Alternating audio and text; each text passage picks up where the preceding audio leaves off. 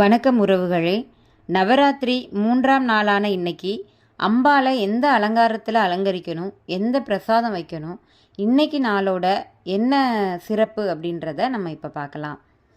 துர்கா தேவியை நவராத்திரியோட 3ஆம் நாளில் வராகி தேவியாக நம்ம வழிபடணும். வராகி அம்மனை மலர் வகை கோலமிட்டு சண்பக மலராலையும் துளசி கொண்டும் அர்ச்சிக்கணும். வராகி அம்மனை வராகி மாலை பாடலை பாடி வழிபடணும். தைரியத்தை தரக்கூடிய துர்கா தேவியை நவராத்திரியுடைய 3ஆம் நாளில் வராகி தேவியாக வழிபடணும். மகிஷனை அழிச்ச கோலத்தில் காட்சி தரக்கூடிய வராகி அம்மனை மலர் வகை கோலமிட்டு சண்பக மலர், குங்குமம், சம்பங்கி மலர், துளசி இலை இவற்றால் நம்ம அர்ச்சனை செய்யணும். பிரசாதமாக கோதுமையால் செய்யப்பட்ட உணவுகளையோ சர்க்கரை பொங்கலையோ வைத்து வழிபடணும்.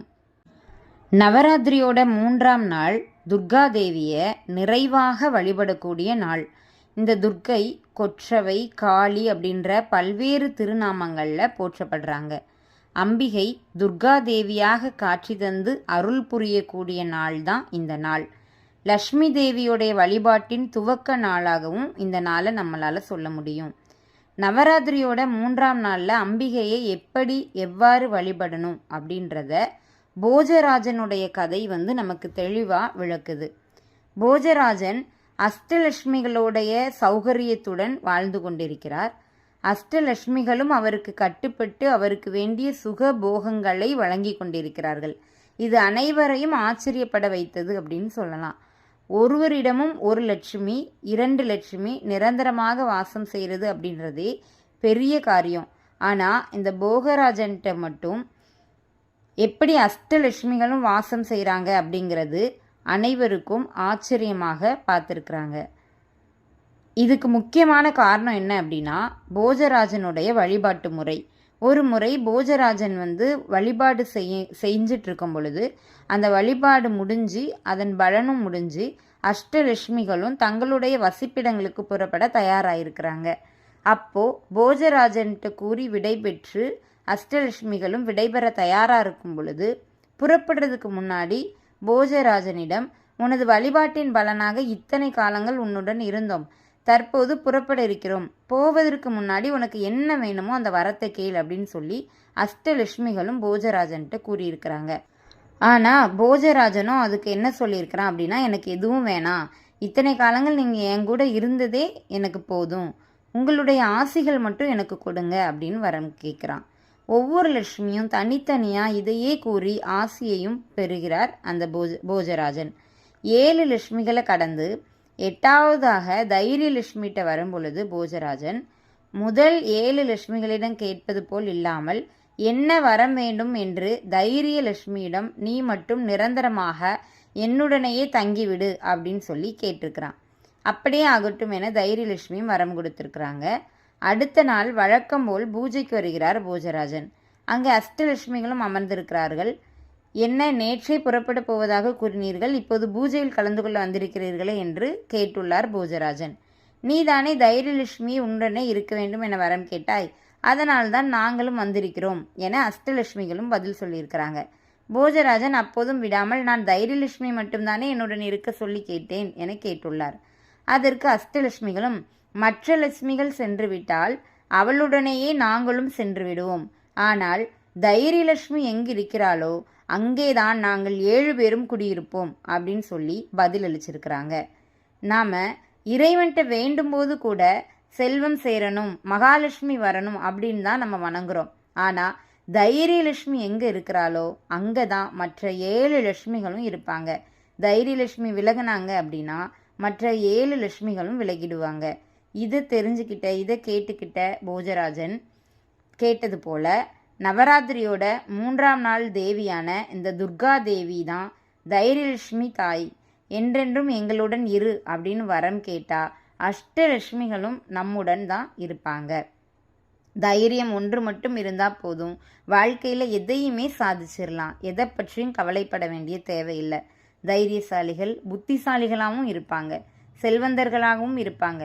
தைரியம் இல்லாதவர்களுக்கு தான் குறுக்கு வழியில் போகணும், மற்றவங்களை நோகடித்து அதில் நம்ம ஆனந்தப்படணும், எங்கே நம்மகிட்ட உள்ளது பறி போயிடுமோ, எங்கே நம்மிடம் உள்ளவற்றை இழந்து விடுவோமோ அப்படின்ற கோழைத்தனம் காரணமாக தான் மற்றவங்களை குறை சொல்கிறது, மற்றவங்களை குறை சொல்லி அது மூலமாக ஆதாயம் தேடுறது போன்ற குணங்கள் எல்லாம் வரும். ஆனால் தைரியம் உள்ளவர்கள் எது வந்தாலும் பார்த்து கொள்ளலாம் என துணிவுடன் இருப்பார்கள். அப்படி இருப்பவர்களிடம் வெற்றிகள் தானே வந்து சேரும். ராஜராஜ சோழன் தஞ்சை பெரிய கோயிலை தவிர எத்தனை கோயில்களை கட்டினார் தெரியுமா? அப்படி தைரியத்தை தரக்கூடிய துர்கா தேவியை நவராத்திரியுடைய 3ஆம் நாளில் வராகி தேவியாக வழிபடணும். மகிஷனை அழித்த கோலத்தில் காட்சி தரும் வராகி அம்மனை மலர் வகை கோலமிட்டு சண்பக மலர், குங்குமம், சம்மங்கி மலர், துளசி இலை ஆகியவற்றை கொண்டு அர்ச்சனை செய்து வழிபடணும். பிரசாதமாக கோதுமையால் செய்யப்பட்ட உணவுகளையோ சர்க்கரை பொங்கலையோ வச்சு வழிபடணும். தானிய கையடையில் காரணாமி சுண்டல் செய்து வழிபடணும். பல வகையில் பலாப்பழம் படைத்து காம்பூதி ராகத்தில் அமைந்த பாடல்களை பாடி வழிபடணும். அம்பாளுக்கு உரிய நிறமாக நீல நிறத்தை அணிவிக்கணும். கொலு வைக்க முடியாதவங்க வீட்டில் அகண்ட தீபம் ஏற்றி வழிபடக்கூடியவங்க வராகியம்மன் படத்துக்கு நீல நிறத்தில் இருக்கக்கூடிய சங்குப்பூ மற்றும் பெருமாளுக்குரிய கருந்துளசியை கொண்டு அர்ச்சனை செய்யலாம். கிழங்கு வகைகள்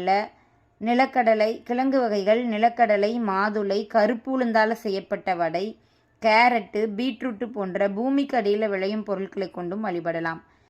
பெருமாள் எடுத்த அவதாரங்களில் ஒன்றான வராகமூர்த்தியின் சகோதரியாக விளங்கக்கூடியவங்க தான் இந்த வராகியம்மன். இந்த வராகியம்மனை வராகி மாலை பாடலை பாடி தான் வழிபடணும். 32 பாடல்களை கொண்ட வராகி மாலையை முழுவதுமாக பாட முடியாவிட்டாலும் மிக முக்கியமான 15 பாடலை பாடி வழிபடலாம். அந்த பாடல்: ஐயும் கிளியும் என தொண்டர் போற்ற அரிய பச்சை மெய்யும் கருணை வழிந்தோடுகின்ற விழியும் மலர் கையும் பிரம்பும் கபாலமும் சூலமும் கண்ணெதிரே வையம் துதிக்க வருவாள் வராகி மலர்கொடியே.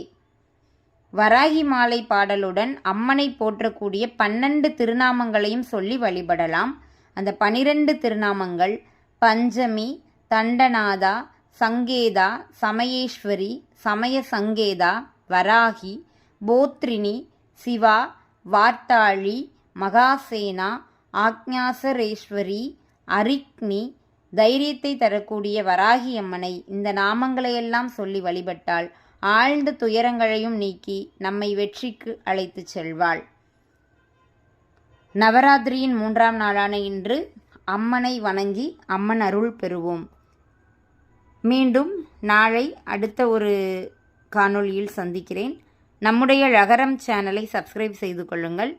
லைக் செஞ்சுக்கோங்க, ஷேர் பண்ணிக்கோங்க. நன்றி, வணக்கம்.